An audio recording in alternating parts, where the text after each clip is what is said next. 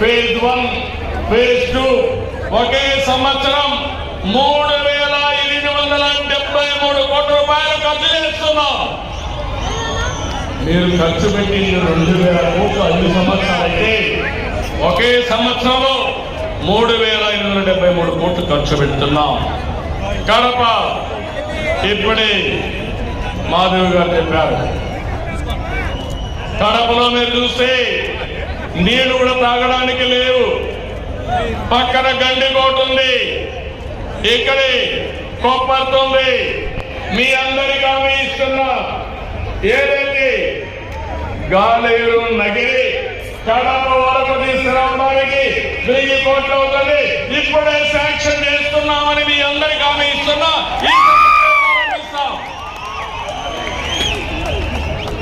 ఇవన్నీ తీసుకొచ్చి రాయలసీమని హార్టికల్చర్ హబ్గా నిర్మాణం చేస్తా.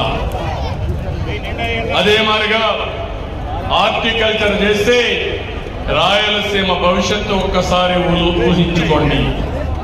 ఇంకో పక్క గండికోట ఏపీ గ్రాండ్ కెనియం, దీన్ని బెస్ట్ టూరిజం స్పాట్ గా చేస్తాం. నేను వచ్చినప్పుడు చెప్పాను, కృష్ణదేవరాయల విగ్రహం 100 అడుగుల విగ్రహం పెట్టాలన్నా అది కూడా శాంక్షన్ చేస్తున్నాం, పని ప్రారంభిస్తామని మీ అందరికీ హామీ ఇస్తున్నాం.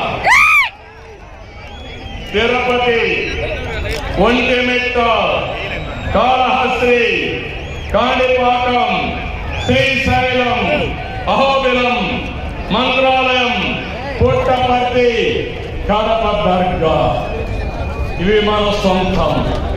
ఇవన్నీ కూడా అనుసంధానం చేసి బ్రహ్మాండమైన టూరిజాన్ని నేను ప్రమోట్ చేస్తానని చెప్పి కూడా నేను అందరికీ తెలియజేస్తున్నా.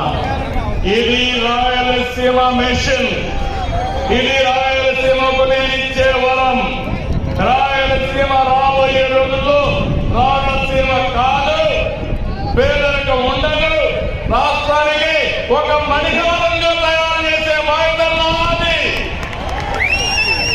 సిద్ధమా తమ్ముళ్ళు అడుగుతున్నాను వాళ్ళందరినీ.